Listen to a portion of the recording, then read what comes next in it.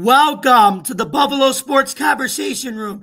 After a tough loss to the Falcons last night, the Bills sit at 4-2 and have a lot of questions than answers. But the good news is they have a bye week to be able to get those, sort of settled down. So anyway, I'm your host, Jamie Malloy, ready to talk some Week 6 football with you all, and my co-host, Joe Dallio. So let's bring them on. Here's Joe. Hey, Joe, how you doing? It's going very well. How you doing tonight? I'm good. Excellent. We're still kind of, taking the hit from last night. But as we talked about backstage in the modern day NFL, these are things that, I think are normal. And of course, the media, when the Bills lose, now it's the sky's falling after we were 4-0. And one person even went as far as to say is Josh Allen's lost, and you could see it in his eyes, and he's not the same quarterback anymore. But I wouldn't go that far. I've heard it. I was listening to a couple of radio shows today nationally. I refuse to listen to local media, but I've even read some of it, and hearing from fans here, and again listening to national media. All of a sudden, again, they got the Bills dead. A lot of them. And I agree with you, Jamie. It's again, you don't want to lose games like that, but it's a long season. As you said, we're a third of the way through it. Other good teams are going through this as well. So of course, there's some things to be concerned about. We'll talk about those things, but in the long haul, I think still Bills fans should be very optimistic. Yeah, see, you know how it is, Joe. Every year, everybody wants instant gratification, and everybody wants to be 17-0, and be like the 72 Dolphins and the 07 Patriots. But what do we keep saying? Not most likely going to ever happen again in the 17 game era, especially when we go to 18. It might not ever happen again either. It's 2025 NFL. And there's more parity than ever, it seems like. We talk about this all the time, too, about the parity in the NFL. Seems like there's more than ever. So they're going to lose games. And we both agreed in the beginning of the season they were going to lose some games. Right. It happens. They're still one of the better teams in the NFL, in my opinion. And again, I think we can be optimistic. I mean, guess what? Even the fickle Jets fans, even at 0-6, there's with the 17-game season again. I think they're going to win game. Like we said, they're going to win games too. They should have beaten Denver, but that's another conversation. Yeah, again, I wouldn't be so optimistic if I was a Jets fan, of course. And again, we talked about it backstage. I got a Buffalo Sabres shirt on here that I didn't realize I was wearing until we were on backstage. It could be. It could be worse, all right? And again, this is a football podcast, but, I say it all the time. Sorry, Buffalo fans, the biggest joke in all of sports. It plays in the KeyBank Center in Buffalo, and it's called the Sabres. But we'll talk about that another time. So, again, I think we got football going good for us. And even though we're on a 2-game losing streak here, I think, things are still good for the Bills. But like I said, the light at the end of the tunnel with the Sabres, they may be promoting this European GM who I like very much, and they're going to finally get that big renovation for the KeyBank Center that was long overdue after the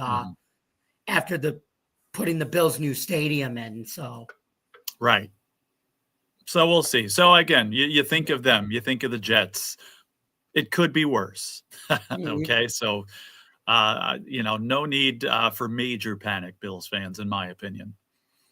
Yeah, here's what was I actually got another Joe, how you and I still think Aaron Glenn did the right thing getting rid of Aaron Rodgers. Boomer of Science and said the Jets would be in playoff contention right now if Aaron Glenn kept Aaron Rodgers. And I was thinking, no, I was like, what? I didn't hear that, but I would. He said it on Up and Adams with Kay Adams. Yeah, I mean, what are they, 0-6 right now? Maybe they'd have a couple of wins. Maybe they'd be 2-4. I don't think they'd be in playoff contention with him, though. He didn't make that much of a difference. No, I disagree with that statement. And again, they'd probably not be 0-6, but again, defensively, the Jets are playing bad too. So, Mhm. because Justin Fields has had a couple of very good games here, and they still lost those games. So Yeah. it's possible that Rodgers could have had a couple of great games too, and the defense could have still failed them, and they still would have Mhm. lost those games. So again, I really don't think there would be that much of a difference. It's not like his veteran leadership presence did a lot for them last year when he was there. It So didn't. if anything, I think it would be creating more tension this year if he was there. Yeah, especially with Aaron Glenn. He's a no nonsense guy. He doesn't have time to put up with, entitled, whiny people like that. Right. Which that's how the Jets really should be running the organization. Now they should have a guy like that as coach, an all business guy like he is. Yeah, although people are starting to lose patience with Glenn already, and I think we talked about this a couple of weeks ago, that I think they should give him a season. They should give him some time to establish themselves. Some people are already starting to call, for his head. But again, it's that instant gratification, like you were saying a few minutes ago. You got a couple of losses or a few losses in a row, and everybody's ready to get the next guy in. It's like, come on, can you bring in somebody that would do that much better in this situation? I know, but I don't right, think so. but Joe, what do I always say? If you actually look at the history of the NFL, name me one coach other than Sean McVay or Sean McDermott that really had like a incredible first season. I don't think you can name anybody. Even the great coaches didn't have a great first season. Look at Dan Campbell. Mm-hmm. If that was the case, if instant gratification was the case there, you can ask Jeremy. Jeremy would have said the Lions could have ran Dan Campbell out of town that first year, but they didn't. And look at now. Right. I remember being a Giants fan, some guy named Parcells struggled at first. So you're right. It's not instant victory or all of a sudden like an instant transformation of these teams. It's very rare. It happens, but it's very rare. So, like I said, look at poor Brian Callahan. He really got a raw deal because that team's rebuilding. I mean, they're, Yeah, and I disagree with that too, because he's got a cranky rookie quarterback now that it's all the coach's fault. That's on them. I disagree with that move. I like Cam Ward. I think he's still going to be really good for them, but still. Yeah, but still, I mean, just keep your mouth shut and learn the game and play. Yep. I still think he could be a good quarterback for them. He's just got to, go through the process. And I think just needs time. Yeah. So, anyway, Joe, are you ready to talk about our former head coach? How about him having his other than his first year going 9-7 and making the playoffs, probably one of the biggest moments in his career for a while. But so congratulations, Brian Daboll, on beating the champs and proving that you didn't need Saquon and that you got Jackson Dart and Cam Scatterbo to beat them, which is good. Anyway, let's talk about that. Yeah. The 4-1 Philadelphia Eagles taking on the 1-4 New York Giants at MetLife Stadium. With 11:59 left in the first quarter, Jake Elliott hit a 42-yard field goal to give the Eagles their first lead of the game, 3-0. With 9:59 left in the first, Jackson Dart scored a 20-yard touchdown himself, giving the Giants the lead 7-3, although he does play like Josh Allen if you kind of watch him play a little bit. Mm-hmm. He has that same moxie that, if nobody else wants to do it, I'll take over the game. He can already do that as a rookie. Mm-hmm. So with 5:37 left in the first, Wan'Dale Robinson caught a 35-yard touchdown pass from Dart, with Jude McTominay missing the extra point, giving the G-Men the lead 13-3. He's an Australian kicker, by the way. They got him when Graham Gano got hurt. Yep. He's a young guy too. He's only 25, Jude. But with 149 left in the first, Dallas Goedert caught a 3-yard touchdown pass. It's funny. He's got the first name Dallas, but he plays for their enemy, Philly. He plays. Yeah. Caught a 3-yard touchdown pass from Jalen Hurts. So good. Cutting the lead to 13-10. G-Man. With 6:56 left in the half, Hurts scored on a 1-yard tush push play. Man, that dang tush push still, it's in the news again, Joe. I to know. bring the Eagles ahead 17-13. With 1:19 left in the half, Cam Skattebo on the scat, man, rumbled in for a 4-yard touchdown to give the G-Men the lead, 20-17 at halftime. With 7:56 left, Skattaboo scored his second touchdown of the game, this time for 1 yard, bringing the score to 27-17. With 9:41 left in the game, Skattaboo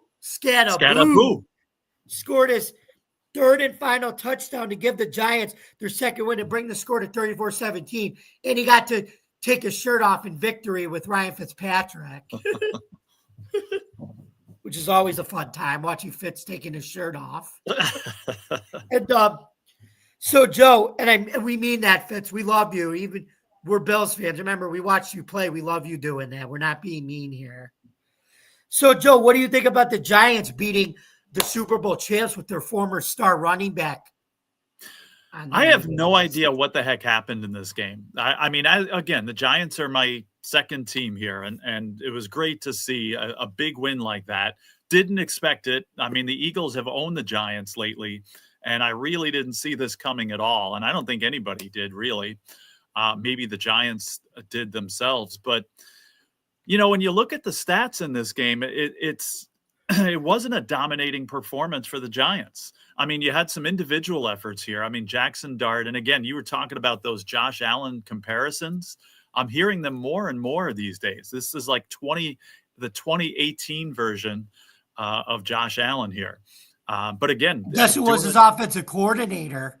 Right, with the same offensive coordinator. Allen. That's right. So I think that enhances those comparisons there. Good point. I forgot about that. But 195 yards passing, a bunch of rushing yards too, 58 yards rushing, at a touchdown. And, you know, again, you were talking about Cam Skattaboo. There you go, with those 3 touchdowns. But again, you look at the overall stats. Offensively, the Eagles were only 30 yards or so less than the Giants had. The time of possession in this game was generally even. It was like 31-29 and stuff. I mean, the biggest difference is the Eagles had 2 turnovers and the Giants had none, and the Giants just took advantage of their opportunities. But I did certainly not expect a demolition like this and a dominant performance. I mean, I would have expected the Eagles to have this dominant performance over the Giants and win by 17. But the opposite happened. And again, the Giants have such a tough schedule here, but if they're going to play teams this way, I mean, they're certainly not going to win all these games, but if they are going to play, you know, even the better teams like this, they're going to be a team that you don't want to play. And I love to see this. Now, again, I little concerned about Jackson Dart and hoping he stays healthy. Again, he's got that Josh Allen 2018 recklessness. I haven't seen him, you know, I haven't seen him try to leap over defenders yet, like Josh Allen used to do. But again, just be careful and let's hope that he stays healthy here. But, you know, Skattaboo is, I'm hearing already in the Rookie of the Year conversations and stuff like that. Great performance by him. And again, defensively, the Giants are gelling and improving on a solid foundation. So, you know, we were talking about reasons for optimism. And I think Giants fans have that. I'm certainly not talking playoffs this year, but again, certainly going in the right direction. So great game by the Giants. Yeah, I guess who may be able to keep their jobs too, hopefully. Well, they're certainly trying, and they're not going down without a fight here. I wouldn't expect it any other way. They learned that in Buffalo, Exactly. When they were assistants to to McDermott and to Brandon Bean. So they trained them to be like that. You can see it For sure. And they're fighting. And again, you got to love it. And I'll watch a team like this any day. Again, I always say that, if my teams fight and play hard, I don't care if they lose every game. I mean, obviously I want them to win, but I'll watch a losing team that plays with heart over a team like my baseball team, the Mets, who won games but played just heartless baseball and ultimately knocked themselves out of a playoff spot. That's maddening to me. So again, play hard and entertain me. That's why I watch sports, for entertainment. Entertain me. And the Giants are playing entertaining football here at this point. Yeah. So, what do you think of Jackson Dart's playing his rookie year so far? I think you already elaborated that, but what do you think? I mean, I think you could tell this guy's already playing like a 10-year vet. He's not even a rookie. I mean, he is, but he don't play like that. Well, he's certainly not lacking confidence, is he? He's got that, cockiness in a positive way. He's not arrogant, but he's got that confidence, and he's taking on the challenge. And he looks like an NFL quarterback too. I mean, he's a good-looking guy, Right. And I think the Giants made the right move here, not only because they were losing games and not only because Russell Wilson did not make a very good impression. I think it was the right move at this time. And he's certainly, again, going to take his lumps, and he's certainly still going to make mistakes. But again, now is the time, and develop him. Let's get him the experience that he needs. And, he'll have that going forward. Again, with a decent cast, and they can make upgrades to, positions and give him more support and give him more protection with the offensive line. And again, if the defense continues to gel like they are, then this is, again, a team to be reckoned with in the next couple of seasons. Hopefully, we all knew the defense was going to be good. It was just a matter of, how much time was it going to be until Dart was going to, but you know what? If Russell Wilson did anything, it looks like he taught a lot for Dart when Russell Wilson was playing, and Dart's already soaking it in. Yeah, exactly. At least it looks like Russell Wilson did his job in mentoring him, though, too, while he was playing. And he's probably still doing it now. Yeah. I think he's a great guy to have to tutor right. Quarterback. Russell Wilson's the guy you want when you're breaking in a new QB, though. Right. Yeah. So, and he'll be ready if something, God forbid, happens. Yeah. So, anyway, guess what, Joe? We're going to turn it over to Sunday Fun Day, 1:00 p.m. The 2-2-1. Oh, man, that one stupid tie. Dallas Cowboys versus the 2-3, but kind of making some noise under second-year head coach Dave Canales. Carolina Panthers at Bank of America Stadium. Love Dave Canales, by the way. I actually think he was a great hire by Carolina even last year. I completely agree. So, and the good news is at least Tepper's staying out of it, the owner, which is a good thing to see. They said that. So, hopefully he's not pouring any more drinks on Jaguars fans. Anyway, they were playing at Bank of America Stadium in Charlotte. Where all the snowbirds are moving down to. Some of the snowbirds are moving down to now. But anyway, on Carolina's first drive of the game, they drove the ball down the field, 63 yards on 8 plays, taking 4:09 off the clock, giddy up 4:09, with Ryan Fitzgerald kicking a 31-yard field goal, giving Carolina their first lead, 3-0. With 4:51 left in the first quarter, the Cowboys responded with a 68-yard drive on 10 plays, taking 4:20 off the clock with Brandon Aubrey tying the score at 3-3 with a 23-yard field goal. With 14:56 left in the third quarter, Hunter Luepke scored his first NFL touchdown on a 4th-and-1 play from the 3-yard line to give Dallas their first lead of the game, 10-3. Hunter Luepke's a fullback, Mm-hmm. and he scored, and he's making and his this 13 Wham sports reporter would say making fullbacks great again. Anyway, with 11:29 left in the second quarter, Tataroa, or Tat as I call him, McMillan, caught a 19-yard touchdown pass from Bryce, forever young. I want to be forever young, to score his first NFL touchdown to not to score a 10-all. With 3:51 left in the second quarter, Dak Prescott threw a 19-yard touchdown pass to his favorite tight end, Jake Ferguson, or Fergie Ferg, let me love you a long time, to bring the score to Cowboys 17, Panthers 10. With 25 seconds left in the half, Fitzgerald kicked his second field goal of the afternoon, this time for 55 yards, to cut the Cowboys' lead to 17-13. To start the second half, Young threw his longest pass of the season to ex-Cowboy Rico Dowell for a 36-yard touchdown to take the lead at 20-17. Carolina! With 2:38 left in the third quarter, not Chase Pickens for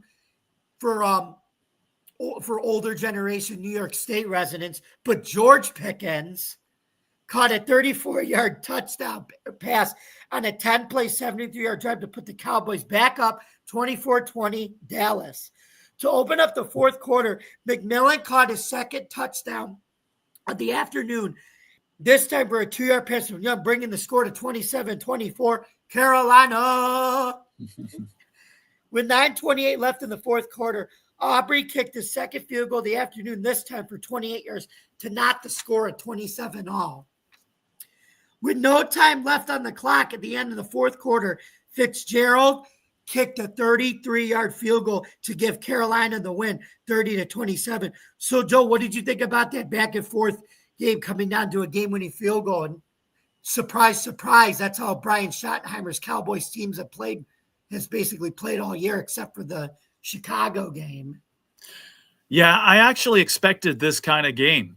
It's funny because in my area, again, with the Bills not playing, during that 1 o'clock window, we had a choice of two games. We had a choice of the Steelers and the Browns, or we had a choice of this one. And it was a no-brainer because I expected this type of 30-27 type of game. I thought the Cowboys would win it, to be honest with you. So, these Carolina Panthers play tough at home. This was either their second or third home win already. They're undefeated at home. They're undefeated at home. And I wonder who their next home opponent is. Do you have any idea? Well, Joe, could it be the team that's on a bye week this week, coming off playing one of their biggest rivals in the Atlanta Falcons, and already beat another one of them in the New Orleans Saints, the Buffalo Bills? There you go. And I wouldn't want to be the Carolina Panthers during week 8, because you're going to have a ticked off, bye-rested Bills team coming into your place. So I don't think that undefeated home record is going to stand, just because they got a lot of things going against them. But let's not look forward yet for them. Let's just talk about this win. And it's a very good win because Bryce Young, again, talking about rookie quarterbacks getting off to slow starts. People had major concerns with him, even, into the middle of last season. And, good to see him getting the playing time here. He had 199 yards in this game, 3 touchdowns. So definitely had a lot to do with this victory. Star of the game, certainly Rico Dowdle, as you mentioned.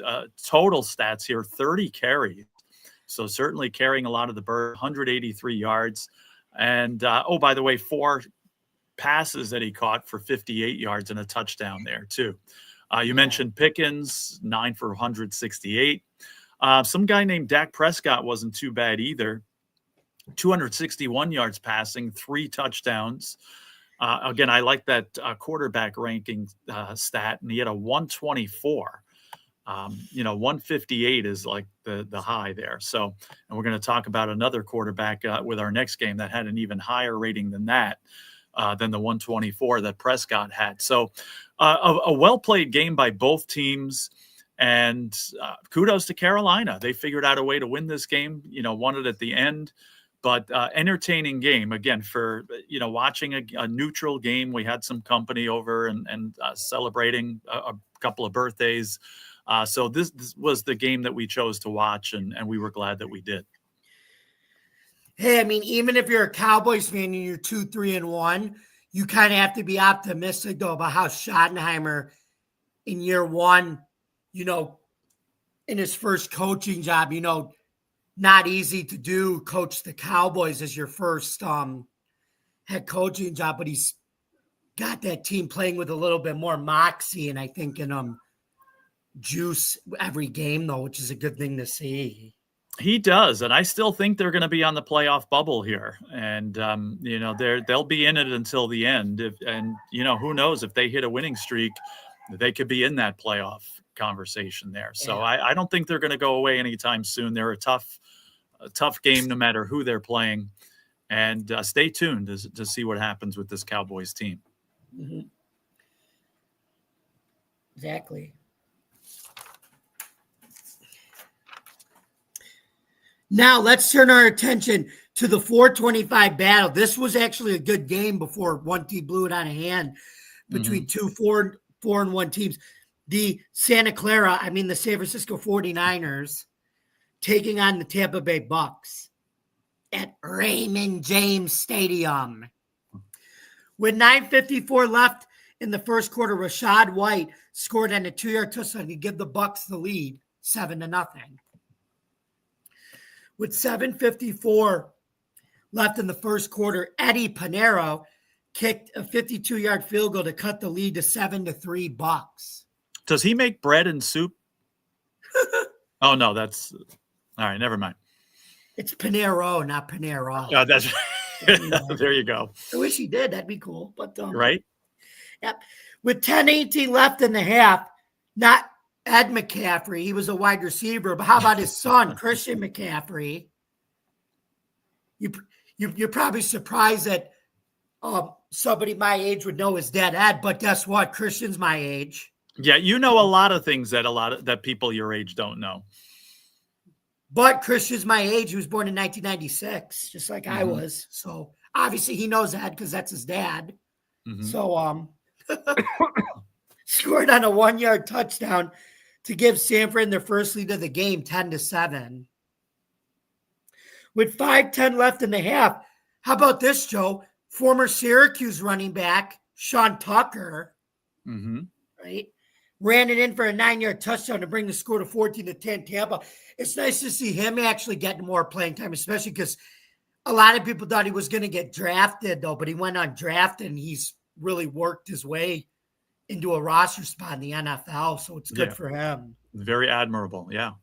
So, with 205, especially playing in a position where, like I said, it's a dime a dozen position now, and he's taking advantage of it. Yeah. So, with 2:05 left in the half, Pinheiro kicked his second field goal of the game, this time for 54 yards to bring the score to 14-13. With 44 seconds left, Cameron Johnson caught a 34-yard touchdown, but the 2-point conversion try failed. Wah, bringing the score to 20-13 Tampa. With 2 seconds left in the half, Pinheiro kicked his third field goal of the game, this time for 42 yards, bringing the halftime score 20-16. With 7:27 left in the third, Pinheiro kicked his fourth field goal for 29 yards, bringing the score to 20-19 Tampa. Wait a minute, Joe. The score is 20-19 in Tampa. Where have we heard that before? Oh my goodness! I don't know if.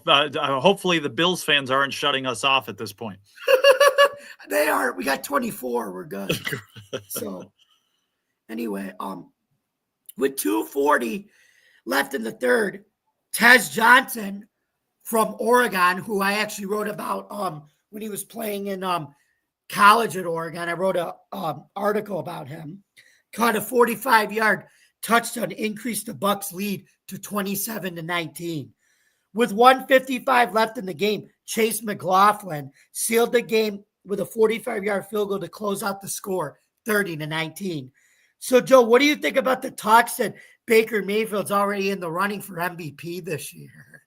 Yeah, I had that on my notes for this game. You know, the big question of it, Baker for MVP. And, you know, as I was listening to people talk about this, it became more and more logical to me as it went on. I mean, seriously, when you talk about players around the NFL, I mean, who could be more deserving at this point? I mean, again, we're only a third of the way through the season. Hard to believe in itself, right? I can't believe we're a third of the way. But, you know, at this point, he would get my vote.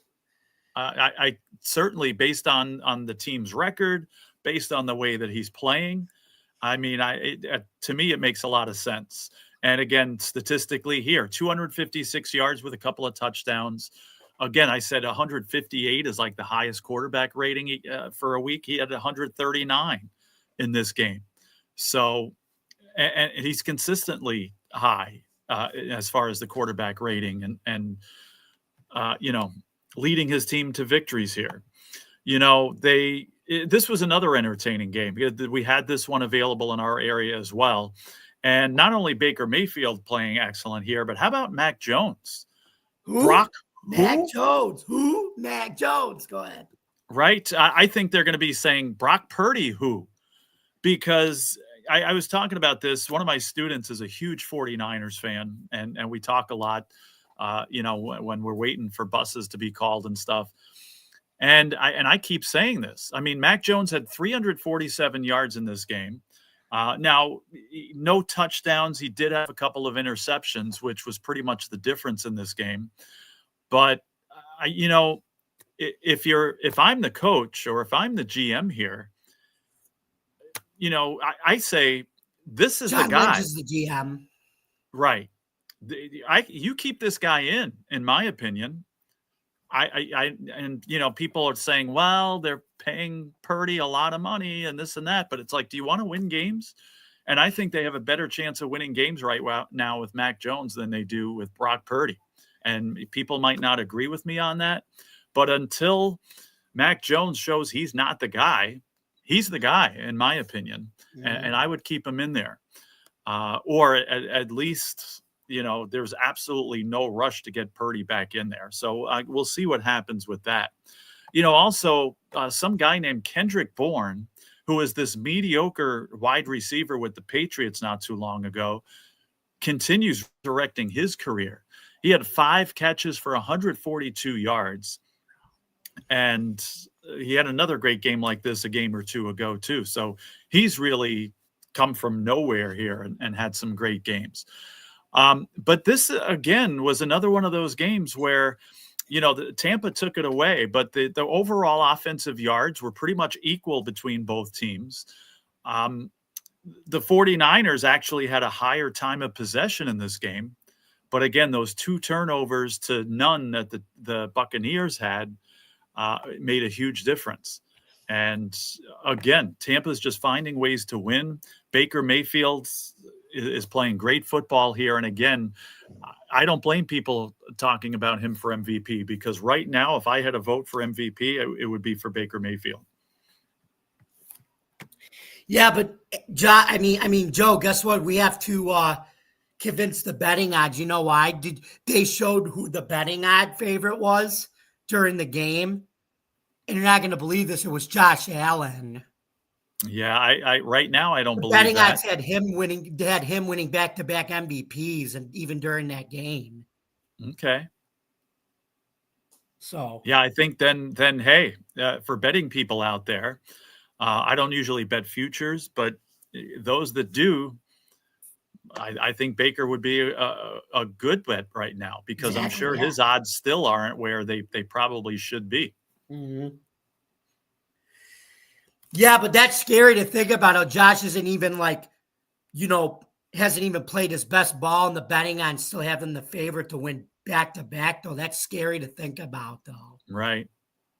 So, but I mean, hey, we get Baker's flowers, right? I mean, he's more than just, he was just more than the, the good old Baker on those Progressive Living in the Stadium commercials, and now he's the Popeyes guy. He's a bona fide superstar that he finally should have been.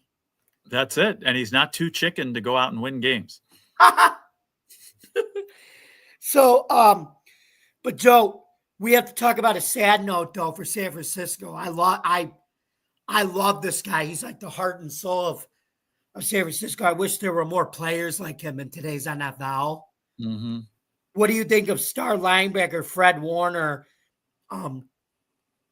getting hurt? And how do you think it will impact their team? Because like I said, he's one of those modern day players that you wish you had more. He's a good guy. He's a stand-up guy, character guy, a leader. He's just a good dude who happens to be a good athlete. Yeah, and of course, and that's the worst part about this sport is stuff like that happens on a regular basis. Obviously, you hate to see it. It's going to have an impact. I mean, the 49ers, unfortunately, in the last couple of seasons, are so used to having to have different guys step up, and they do a pretty good job of it, to be honest with you. But this is a guy that's irreplaceable. I mean, you don't replace a guy like that, and you can have as many guys step up as possible, but nobody's going to be able to replace somebody like that, both as far as their ability on the field, their character, their leadership. It's a total shame. And you hate to see that happen to anybody, right, but especially guys that make the type of impact that he does, on the defensive side of the ball. Yeah. But you know what? The only one good thing, Joe, is you got to remember, how the last couple years that they were an older team and they had to, because they paid Purdy, it made them, they had to get rid of a lot of veterans. So the one good thing about this 49ers team, there's a lot of young players that at least surround Fred Warner. So, I mean, they're a more younger athletic team. That's what I think is helping Mac Jones thriving, because they've kind of been an older team as they've gone on the past years, but they realized they needed to retool through the draft and got younger this year, which was a good thing. Yeah, I agree. So, anyway, tough to lose Fred Warner, but luckily they don't have an older team around them. They got younger and more athletic, which could help at least, ease the pain, but I don't know. Right. Mm-hmm. So moving on to the Sunday night game, which we've been waiting all day for. Sunday night, the tough get rough in a primetime fight. 8:20 p.m. competition between the 4-1 Detroit Lions, led by, I think he's actually one of the best head coaches in the league, Dan Campbell. There, I said it. Mm-hmm. I love our Lions guys on our podcast too. I love Jeremy. I love how the Lions fans think and everything. I just love how Dan Campbell, he tries to mix new school with some old school, in your face work ethic type of team. Mm-hmm. So the Bills even though the Bills are struggling, they kind of do the same thing, I feel like. But so moving on to this, like I said, the 4-1 Detroit Lions taking on the 2-3 Kansas City Chiefs. And everybody's complaining about the Bills being 4-2, Joe. What in the heck's going on in Kansas City here, even though they won this game, which we'll talk about? Yeah. Go ahead. I'm going to let you go through the game, but I'll share my take on Kansas City in a few minutes here. But guess what? We still have bragging rights. You know why? We're getting a new stadium before they are. So, true. Anyway. With 5:21 left in the first quarter, Jake Bates hit a 28-yard field goal to bring the score to 3-0 Detroit. With 1:11 left in the first quarter, Xavier, oh, brother, we are not worthy, when the Bills have Keon Coleman, caught a 6-yard, because of that trade, with a 6-yard touchdown pass from Patrick Mahomes, but the extra point failed. Wah, bringing the score to 6-3 Kansas City. Wait a minute. You mean Harrison Butker doesn't walk on water? He's human? Sorry, that might have been an offensive joke. Sorry, but anyway, with 12:49 left in the first half, Jamison Williams, he really gambled on this one. Remember when he got suspended 6 games for? But anyway, it was just a joke. Don't show us NFL. It's just a joke. Caught a 22-yard touch. He's a great receiver to bring the score to 10-6 Detroit. With 37 seconds left in the half, Mahomes scrambled in for a 1-yard touchdown. He's actually leading the team in rushing since Isaiah Pacheco's basically been non-existent to end the half at 13-10 Chiefs. As the PA guy would go, good for the Kansas City Chiefs, first down. With 11:18 left in the third, Hollywood swinging. Brown, hey, what you got to say? Scored on a 19-yard touchdown, bringing the score to 20-10 Chiefs. Excuse you. To bring the fourth quarter, Sam Laporta caught a 4-yard touchdown pass, cutting the Chiefs' lead to 20-17. With 9:30 left in the fourth, Brown caught his second touchdown pass this time from 3 yards out, and the Chiefs increased their lead 27-17. With 2:26 left in the game, the Chiefs sealed it with a Harrison Buckner. There we go. He made revenge. He's back to walking on water, kicking a 33-yard field goal, giving the Chiefs a well-needed win and bringing the final score to 30-17 Kansas City. So, Joe, what did you think about the game turning when Amon-Ra St. Brown dropped the ball in a 4-2 play in the second quarter? But, hey, you know the KG Dan Campbell, I think that was the right call. They totally should have went for it. It was just unfortunate that he dropped the ball there and the game turned. But I want to get your opinion on that. Yeah, it was the right call, but they didn't execute it right. Yeah, and certainly that cost them. Now, I didn't really get to see a lot of this game. You know, I always say it. October is sports heaven, right? It's the best month of the year on the sports calendar. Yeah. The problem with that is there's so many different things to watch. How the heck are you supposed to choose? And there happened to be a very important baseball game going on, a game 5 going on. And so, you know, I was watching that instead of this game here. So I missed this game, but I went and, you know, watched some highlights and looked some things up. And I'm going to be honest with you, I can't figure out how and why the Chiefs won by such a margin here. Because when you look at it, it's, you know, everything was pretty much even statistically. That neither team had turnovers. I mean, the Chiefs had 60 more yards. It's not like they had like a couple of hundred more. So I honestly didn't see what the dominance was. Now, again, we're getting 2019 Patrick Mahomes here, 257 yards, 3 touchdowns. Again, that high quarterback rating, 132. But this is a statement win for the Chiefs. And what I was going to say before is this team has played all good opponents. I mean, even you might argue that the Ravens are 1-5 and a mess. And you know, the Chiefs beat them. But really, I mean, they haven't had an easy opponent here yet. And they you know, to have a 3-3 record, I mean, people are like, oh, that's it. The Chiefs are done and this and that. It's like, no way. Again, the Chiefs probably want people to think that. The Chiefs want people to leave them for dead because they're going to sneak up on you. And they're still a high quality team. They're getting players back, as we said. So, I mean, they're only getting better. Mahomes is getting in a groove. And again, he's so good at working with what he has. I mean, you know, he's got fewer weapons. And even a guy like Kelsey is not the same player that he once was.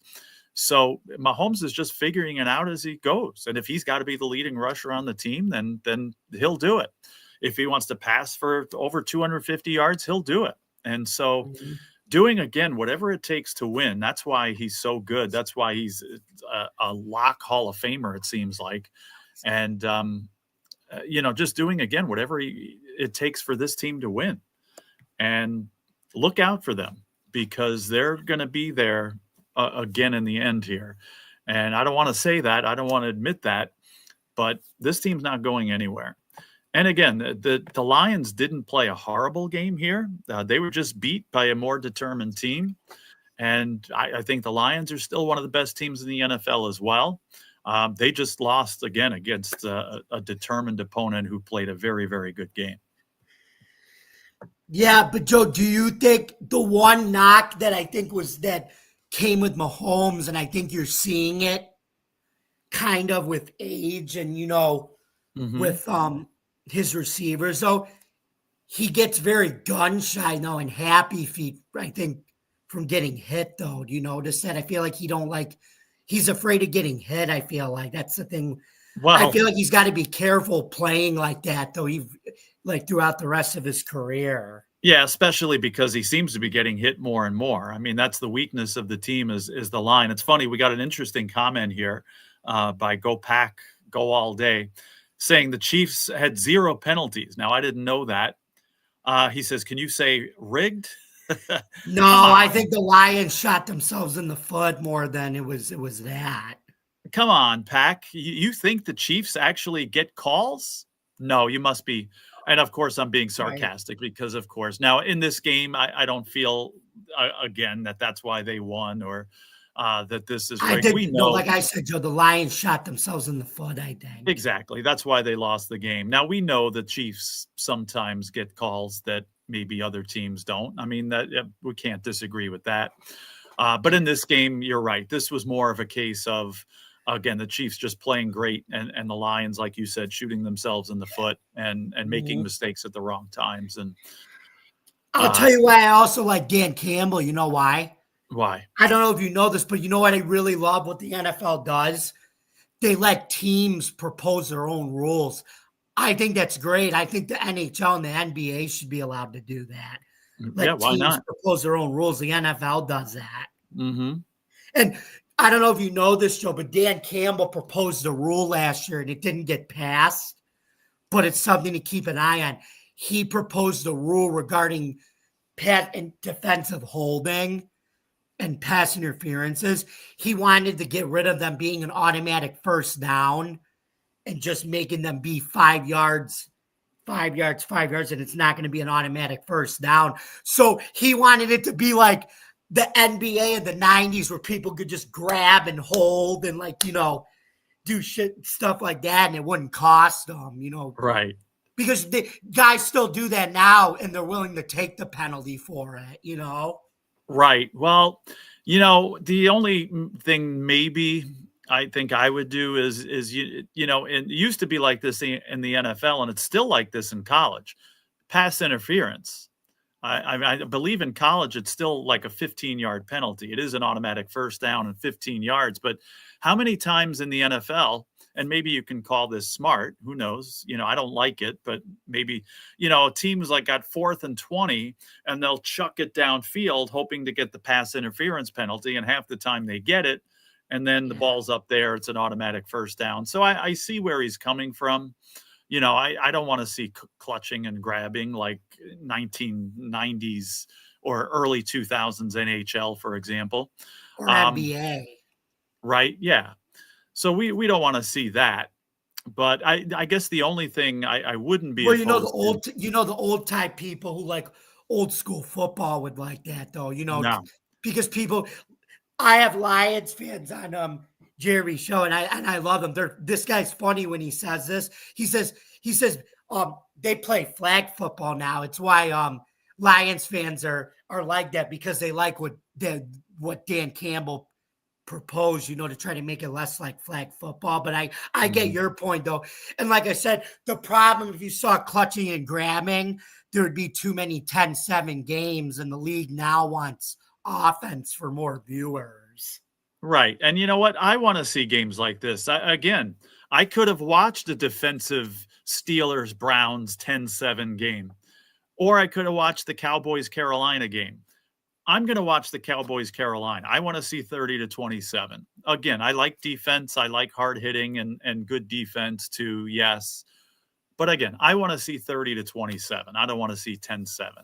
So No, but I that's get it. why that's why Lions fans like Dan Campbell because he likes, he still likes old school type of football, even in a new school era, and he makes it work. Yeah, even with the team that he's got. who are all over the field and can, make those long offensive plays. Or like I said, we kind of have that too with our big offensive line, and when we have our tight ends healthy, we can go heavy, like the Lions do. Yeah, and pound it with Cook when we use them, but still, it's the same thing anyway. Right. And like I said, I still would rather have guys hold and just take the penalty, because they do it anyway. Right.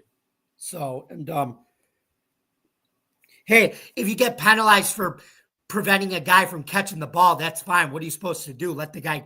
That's what's always funny about these holding and pass interference penalties. What are you supposed to do? Let him catch the ball and they score. Right, and score. That's why coaches sometimes don't yell at them. It's like they're getting flagged for making a play, Right.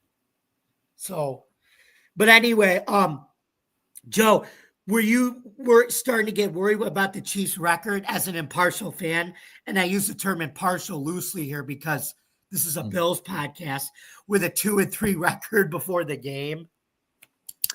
No, I wasn't too surprised. The only thing that surprises me with the Chiefs is they lost a couple of games this year that they've been winning the past couple of years, right? Even the first game that they played against the Chargers, it was close. The Chargers were up, and then the Chiefs were coming back, and that's the type of game that the last couple of years the Chiefs would have won.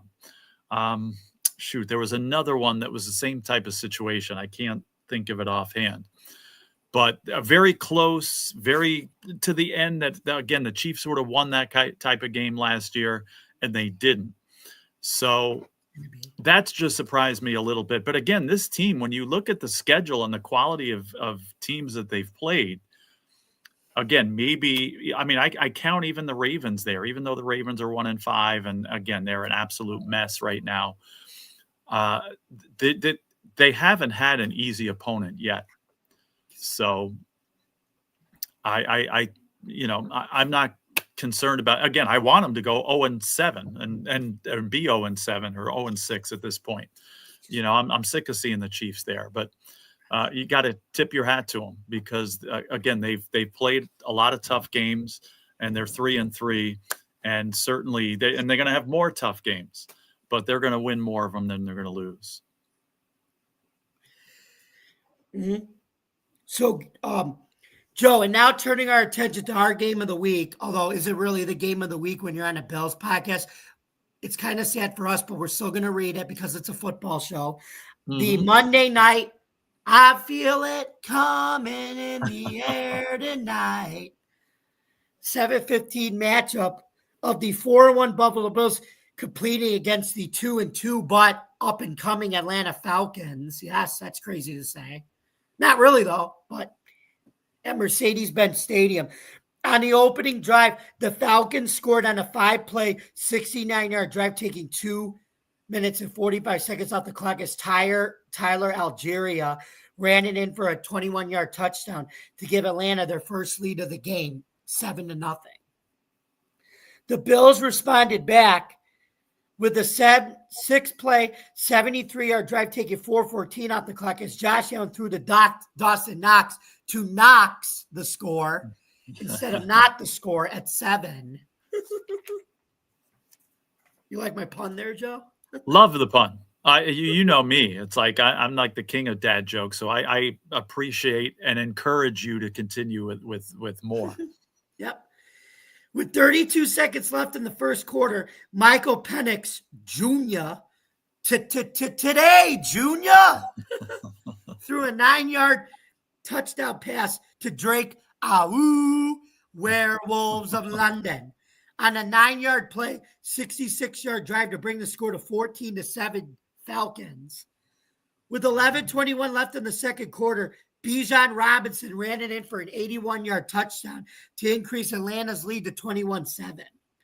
To start the second half, the Bills drove down the field on 9 plays, 73-yard drive using 5:37 on the clock with Ray Davis. Oh, we have some guy named Ray Davis on the team, Joe. I didn't know he just joined the team. Nice to meet you. Right. It's about time.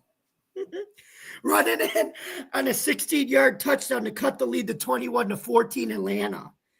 With 1:46 left in the fourth quarter, the Falcons drove down the field on 4 plays, 68-yard drive, taking 5 minutes off the clock with Parker Romo from the UFL kicking a 33-yard field goal to end the game 24-14. So, did you notice that Joe Brady was calling some freaky plays during that game? Like like he did against New Orleans, running that end around on 3rd and 2 where Elijah Moore fumbles the ball and we don't get it. Yeah, let's just say he was trying. I mean, not too many things about this game surprised me. I'm going to be honest with you. Again, now we disagreed last week's show when we make our predictions. I think both of us in the beginning of the season had the Bills losing this game, right? Mm-hmm. But then you, when we made our predictions last week, you had changed your mind on it. And I said, no, I still think the Bills are going to lose this game. And not too many people believed me. And it turned out, unfortunately, to be correct. But again, that didn't surprise me that the Bills lost this game. It didn't surprise me that the running backs for Atlanta exploded, because we all know that the Bills' weakness on defense, especially, is run defense. And no problem here that Bijan Robinson, the whole world was predicting him to have a great game. In fact, I put a couple of bucks on him as a player prop, and that bet was won in one play. So that to me was very obvious. For fantasy reasons, I did need Drake London to do well. And I knew after half a quarter that I was in good position with him. Now, that surprised me a little bit that he exploded like he did. I expected the running backs to do well for Atlanta. But I was a little bit surprised of how well the wide receivers did as well. One thing also that surprised me in this game was, again, Josh Allen really struggled. We were talking about that quarterback rating stat and just kind of using it as a good comparison. And we were talking about Mayfield at 139 and, Mac Jones in the 130s. How about a 72.6 for Josh Allen? So that just kind of shows you where he was. He did have a couple of touchdowns, but 2 interceptions as well. But partially to his defense, the offensive line did not play well. He was sacked 4 times. So didn't have a lot of time to make good decisions. I mean, even though the offensive line didn't play that well, I mean, James Cook still had a decent game. He had like 87 yards overall. A couple of wide receivers had decent games, but give credit to Michael Penix. Still at this point, you don't know which Michael Penix is going to show up, but he did quite well. 250 yards, a touchdown, did very well. And, the Falcons deserve to win this game. And, the Bills are definitely going to have to figure out how they're going to stop the run because, again, Derrick Henry has done nothing this season except for that game against the Bills. I mean, he totally dominated them. Bijan Robinson's been great all year, but certainly, a highlight game for him with 170 yards overall and a touchdown here. And again, got me a win here in one play. So not a lot surprised me here. I thought the Bills were going to lose this game. Now, again, as we talked about, and we can kind of, this is how we started, and this is how we can kind of, conclude here, is that I still have a lot of optimism for the Bills. All right, so they lost a couple of games, and one of which I think they shouldn't have. They lost to 2 opponents. I mean, yeah, give credit to the Falcons. But, you say the Falcons are up and coming. We've been saying that for 5 years, it seems like. Yeah. So, this team is still very inconsistent. Defensively, I think they're underrated. The Falcons are. And offensive, again, they're a little inconsistent. But, when you look at the Bills here, I still think there's so much more good here than not. And again, I wouldn't want to be the Carolina Panthers in 2 weeks, because you're going to get a ticked off Bills team. Has McDonough ever lost a game after a bye? I thought I heard. I do not think he has. Yeah, why do I keep saying McDonough? Because Sean McDonough's the play-by-play guy on ESPN. Right, I always say that, and God only knows how many other times I've said it on the show. Too. He's very good. But McDermott, yeah, I don't think the Bills have ever lost a game after a bye with Sean McDermott. And again, they're ticked off. They've just lost 2 games in a row, and they're playing an inferior opponent. So I would not want to be the Carolina Panthers in 2 weeks, because I really think the Bills are Again, gonna though, come another back. inferior opponent that is up and coming, though. That's one thing, though. Right, and we see how they play at home, right? And they're very Yeah. good. And again, the Bills can't take that game for granted. Right. But I no matter how much the Bills are favored in that game, I'll take it, because I really think they're going to come out strong. And again, this team is experienced. They have a lot of experienced players. Coaching is good. So I really don't think Bills fans need to be, that worried here. I mean, yes, Yeah. we know they have weaknesses. We know they have things that need to get worked on here and get improved on fast. And we know that, especially if they want to be considered a championship caliber team, there's things that have to become championship caliber. But I'm not worried about this team, and I really think you're going to see them come back strong after the bye. What do you think about that? I'll tell you one thing. I know Joe Brady and Bobby Babich may not be, always calling great game plans and everything, Mm-hmm. but I don't think they should fire either one of them. I'm hearing talks of fire Joe Brady after those play calls he made last night, the end around, or they said Bobby Babich should get fired too. I'm like, that's ridiculous. Absolutely not. I mean, that to me, that would not be an intelligent decision at this So you point. know what these people got to realize? They're young coaches too. Joe Brady just turned 36 years old, and Bobby Babich is still a young defensive coordinator. And you got to remember, they're both they're young first-time coordinators learning how to do it for the Bills with Sean McDermott. I credit Brady, actually, because yes, the plays didn't work out, and yeah, maybe they're a little bit head scratching, but you know what? The guy's trying.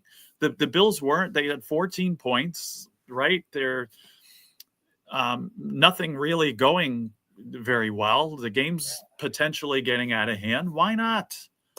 Right? I agree with those, and try to be creative. If what you're doing isn't working and not being creative, then try something different. So I certainly have no criticism of that at all. And people can say whatever they want.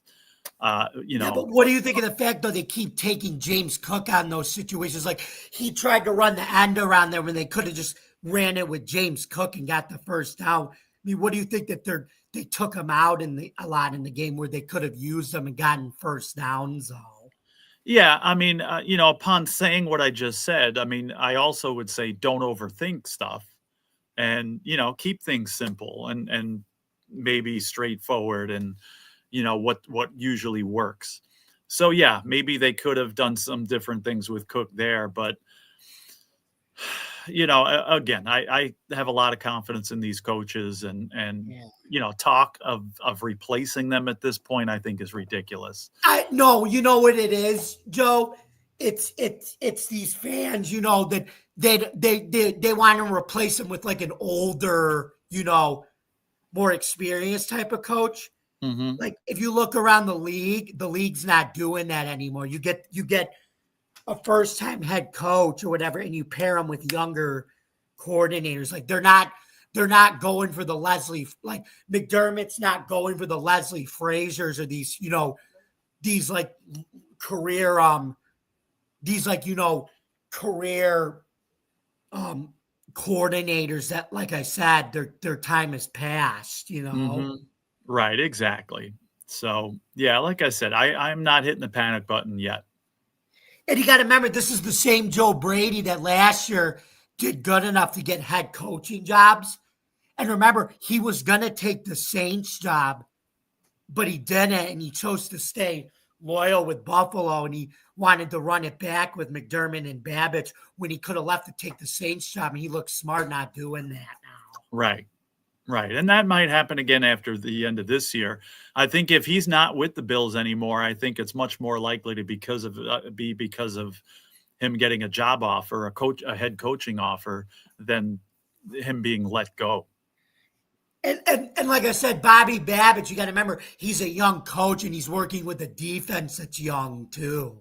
Right. So, I mean, they're still a young defense. I mean, if you think about it, Joe, they're trying to do now what the Rams did last year, what the Chiefs have done with their defense. Remember, you start them young and you grow them into that type of unit. That's what they're doing now, the Bills. Right. So there's growing pains with that. So, and don't you think that this week is an excellent time for the Bills to have their bye week to get some players healthy again? You could tell they were banged up and they were trying to be mentally tough fighting through that. And I feel like they tried, Yeah, I mean, plus the guys that were missing, for this game. Milano should be back by that time. Maybe even somebody like Max Hairston, who knows, could be back. But like you said, there was some guys banged up in this game. And, I didn't get a chance earlier to check the status of them. But, perfect time for a bye. They've lost a couple of games. A little mini slump here. So I think it's the perfect time to reset. So I think really we're going to see that, as the season goes on, I think this is the best possible time that the Bills could have a bye. Okay. Now Joe, how about the one guy who could stop Bijan Robinson? And that was, Sam Adams 2.0, Deion Walker. Right. And, some guys did have decent games on defense here, but, again, that's an area they know that it's an area for improvement as far as stopping the run. And, I'm sure they're going to do what it takes to accomplish that. Yeah, because if you watch it, he had Bijan Robinson flat on his back on a lot of those plays, though. In the second half, which was good to see. So, well, looks like we come to the end of our show. So, Joe, where can we find you in the social media world on Tuesday, October 14th? Wow, the second Tuesday of October already, 2025 on social media. It is getting late. And as I said, we're a third of the way through the regular season of the NFL already. It seems like we were just talking about the beginning of the season. Can't believe we're heading into week 7 already. But I'm on Joe Dell Sports on Twitter X. This show, obviously, open mic as well on the same networks, which we have. We'll be heading over there shortly. And that's basically it. Yep. So anyway, you can find me, yours truly, on Bills Chat 1 at Bills Mafia Chat, and also at Jamie Malloy, the unbiased journalist at DJ Dogtigs and theforkball.com, where I write about all sports. Please don't forget to subscribe to our YouTube channel. Don't forget to like, subscribe, and comment, and hit the bell for notifications. For more content on Driving to the Top Productions, please visit our YouTube page, Twitch stream, X stream, Facebook stream, wherever you get your podcasts. Thank you very much for listening. Remember, folks, you need to let James Cook play as much as needed. You need to leave your end around plays to the pros, even though we're talking about the pros. And let's hope we get some, if not all, of our injured players back after the bye week. And the quarterback for Chris Berman. Nobody circles the wagons when the teams lost 2 in a row and they had so many injuries in the game, and the offensive play call, defensive call, it wasn't that great, like the Buffalo Bills. See you next week, folks. Have a great week. To rock.